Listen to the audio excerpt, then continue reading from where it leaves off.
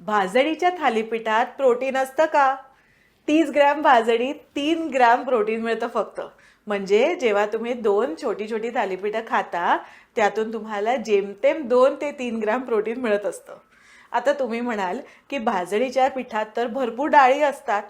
असतात, पण आपण एक तर त्या केवढ्या खातो, त्याचं प्रमाण किती? आपल्याला डाळीतून जर प्रोटीन मिळवायचं असेल तर आपल्याला पूर्ण 100 ग्रॅम डाळ खावी लागेल, तर आपल्याला 8 ते 10 ग्रॅम प्रोटीन मिळणार आहे, आणि तेही रोज, बरं का.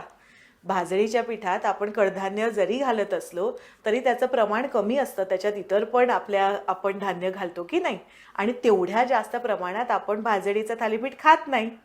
तुम्ही जर एक गव्हाची पोळी खाल्ली तर 4 ग्रॅम प्रोटीन मिळतं. हो, गव्हातनं पण मिळतं.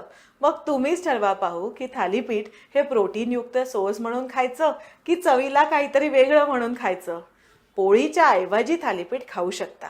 थालीपीठ हे एक त्यातल्या त्यात हेल्दी स्नॅक पण होऊ शकतं जर तुम्ही ते तळलेलं नसेल तर. पण त्याबरोबर पनीर किंवा हाय प्रोटीन दही असं तरी खा, म्हणजे फक्त चवीचंच नाही पण त्यातून प्रोटीन सुद्धा थोडंसं मिळेल.